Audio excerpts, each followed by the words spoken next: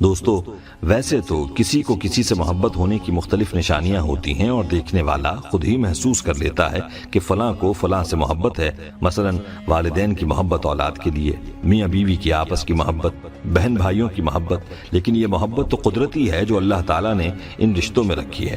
آج ہم آپ کو محبت کی ایک ایسی نشانی کے بارے میں بتانے جا رہے ہیں کہ اگر آپ کی زندگی میں وہ نشانی پائی جائے تو سمجھ لیں کہ آپ دنیا کے خوش قسمت ترین انسان ہیں اور آپ کے ساتھ محبت کرنے والے بے شمار ہیں۔ یہ نشانی کیا ہے اور اس بارے میں حضرت علی رضی اللہ تعالیٰ عنہ کا کیا فرمان ہے، اس حوالے سے مکمل تفصیل جاننے کے لیے ویڈیو کو آخر تک لازمی دیکھیے۔ دوستو، ہم آپ کو اس نشانی کے بارے میں بھی بتائیں گے، لیکن اس سے پہلے آپ کو ایک ایسی محبت کے بارے میں بتاتے ہیں کہ جو محبت ایسی ہے جو کہ کبھی نہ ختم ہونے والی محبت ہے، جو محبت دائمی ہے، اور وہ محبت ہے ہمارے پیارے آقا صلی اللہ علیہ وآلہ وسلم کی محبت، جو کہ ہر امتی کے لیے ہے۔ ہمارے آقا صلی اللہ علیہ وسلم نے اپنے قیامت تک آنے والے امتی سے ایسی محبت کی ہے کہ جس کی مثال ملنا مشکل ہے۔ آپ صلی اللہ علیہ وسلم نے ہمیشہ اپنی دعاؤں میں اپنے امتیوں کو یاد رکھا اور اللہ تعالیٰ سے جب بھی مانگا ہے اپنے امتیوں کے لیے لازمی مانگا ہے، اور جب قیامت کا دن ہوگا ہر کوئی نفسی نفسی کر رہا ہوگا تو اس وقت میں ہمارے پیارے آقا صلی اللہ علیہ وآلہ وسلم فرما رہے ہوں گے امتی امتی۔ اسی لیے فرمایا کہ پیارے آقا صلی اللہ علیہ وسلم کی اپنے امتیوں کے لیے جو محبت ہے وہ دائمی ہے، باقی سب محبتیں فانی ہیں اور ختم ہونے والی ہیں۔ دوستو، متعدد روایات میں دوسروں کے لیے دعا کرنے کی تاکید ملتی ہے اور یہ بات واضح ہوتی ہے کہ دوسروں کے لیے کی جانے والی دعائیں قبول ہوتی ہیں، لیکن اگر ہم اپنا حال دیکھیں تو بہت کم لوگ ایسے ہیں کہ جو دوسروں کے لیے دعائیں مانگتے ہیں۔ ہر کسی کی کوشش ہوتی ہے کہ وہ اپنے لیے ہی مانگے، حالانکہ اللہ تعالیٰ دوسروں کے لیے مانگے جانے والی دعاؤں کو جلد قبول فرماتا ہے۔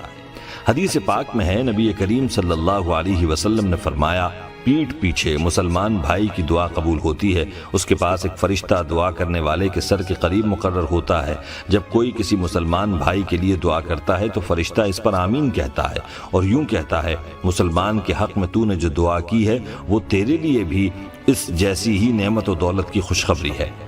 ایک حدیث پاک میں اس طرح وارد ہوا ہے، حضور نبی کریم صلی اللہ علیہ وسلم نے فرمایا، اللہ تعالیٰ فرماتے ہیں، میں پہلے تجھ سے شروع کروں گا، یعنی تم نے جو دعائیں دوسروں کے لیے مانگ رہے ہو وہ سب دعائیں میں پہلے تمہارے حق میں قبول کروں گا، پہلے تمہیں دوں گا۔ دوستو، اس حدیث پاک سے اندازہ لگائیں کہ اللہ تعالیٰ کو اپنی مخلوق سے کتنی محبت ہے۔ کیسی ہی گناہگار صحیح، مگر ان کے لیے دعا کرنے والوں کی دعا قبول کرنے اور حقوق العباد اور اخوت اسلامی کا درس بھی دیا جا رہا ہے، یعنی کیسی ہی گناہگار صحیح مگر ان کے لیے دعا کرنے والوں کی دعا قبول کرنے اور اسے پہلے دینے کا برملا اعلان فرمایا جا رہا ہے۔ اس کے علاوہ اس حدیث پاک میں حقوق العباد اور اخوت اسلامی کا درس بھی دیا جا رہا ہے، یعنی دعا مانگتے وقت صرف اپنے لیے دعا نہ مانگی جائے بلکہ اپنے ماں باپ، بہن بھائیوں اور دوستوں کے لیے دعا مانگی جائے، بلکہ پوری انسانیت کے لیے دعا مانگنی چاہیے۔ بندہ جس سخاوت کے ساتھ اللہ تعالیٰ سے مانگتا ہے، اللہ تعالیٰ اس سے اسی قدر خوش ہوتا ہے۔ دوستو،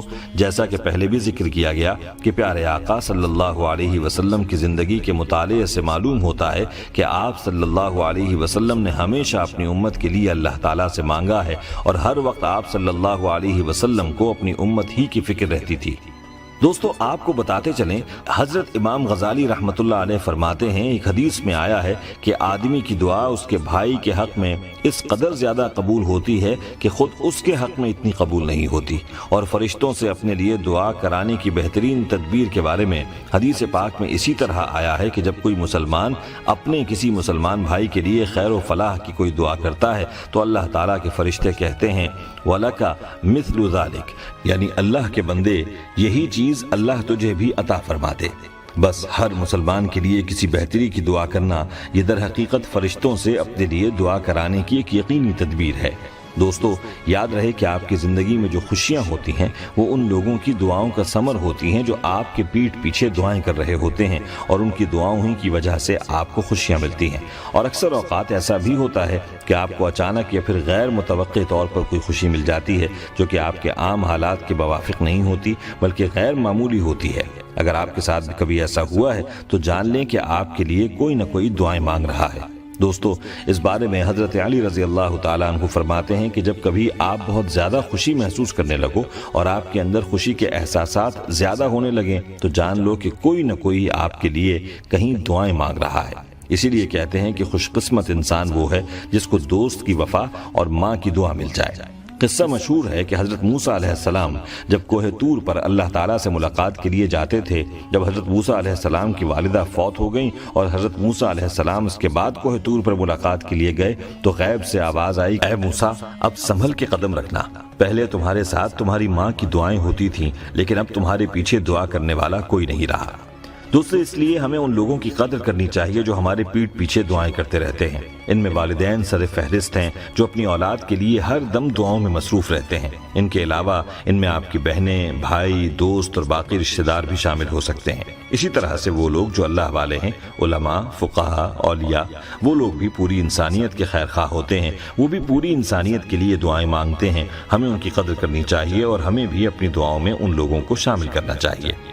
دوستو، مفسرین کا کہنا ہے کہ دوسروں کے لیے مانگی جانے والی دعا ریاکاری سے بعید ہوتی ہے۔ ایسی دعا محض خلوص و محبت کی بنیاد پر کسی کے لیے اس کی پیٹھ پیچھے کی جاتی ہے۔ اس میں اخلاص بہت زیادہ ہوتا ہے، اسی لیے غائب کی دعا غائب کے لیے بڑی تیزی سے قبول ہو جاتی ہے۔ مفسرین کے نزدیک دوسروں سے دعا کی درخواست کرنا بھی مسنون ہے۔ دوستو، اسی لیے کہا جاتا ہے کہ ایسا انسان دنیا کا خوش قسمت ترین انسان بن جاتا ہے جس کے لیے لوگ غائبانہ دعائیں کریں۔ دوستو، یہاں پر آپ کو سب سے زیادہ قبول ہونے والی دعاؤں کے بارے میں ایک حدیث سناتے ہیں۔ حضرت عبداللہ ابن عباس رضی اللہ تعالیٰ عنہ سے روایت ہے، حضور نبی کریم صلی اللہ علیہ وسلم نے فرمایا، 5 دعائیں ضرور قبول کی جاتی ہیں، مظلوم کی، حاجی کی، مریض کی، مجاہد کی، اور ایک مسلمان بھائی کی دعا دوسرے مسلمان بھائی کے لیے اس کی پیٹھ پیچھے جو کی جاتی ہے۔ یہ 5 دعائیں فرمانے کے بعد پھر حضور صلی اللہ علیہ وسلم نے یوں ارشاد فرمایا، ان دعاؤں میں سب سے زیادہ قبول ہونے والی وہ دعا ہے جو ایک مسلمان بھائی اپنے دوسرے مسلمان بھائی کے لیے اس کے پیٹھ پیچھے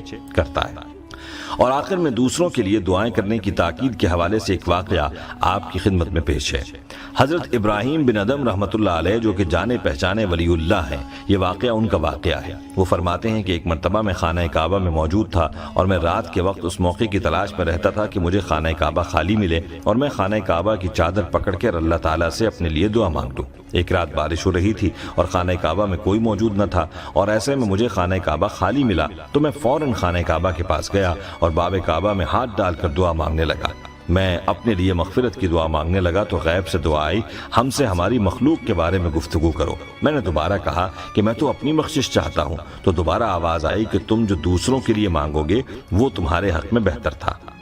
دوستو، اس واقعے سے معلوم ہوا کہ اللہ تعالیٰ اس چیز کو پسند فرماتا ہے کہ اللہ کا کوئی بندہ دوسرے بندوں کے لیے اللہ سے مانگے، دوسروں کے ساتھ خیر خواہی کرے، اور روایات سے یہ بھی بات معلوم ہوتی ہے کہ جب بندہ دوسروں کے لیے دعا کرتا ہے تو وہ دعا پہلے اس کے لیے قبول ہوتی ہے اور بعد میں دوسروں کے لیے قبول ہوتی ہے۔ اس لیے چاہیے کہ جب بھی دعا مانگی جائے تو دوسروں کو اپنی دعاؤں میں لازمی شامل کیا جائے۔ محبتیں بکھیریں گے تو محبتیں ملیں گی۔ اللہ ہمیں آسانیاں عطا فرمائے اور آسانیاں تقسیم کرنے کا شرف عطا فرمائے، آمین یا رب العالمین۔ والسلام علیکم ورحمۃ اللہ وبرکاتہ۔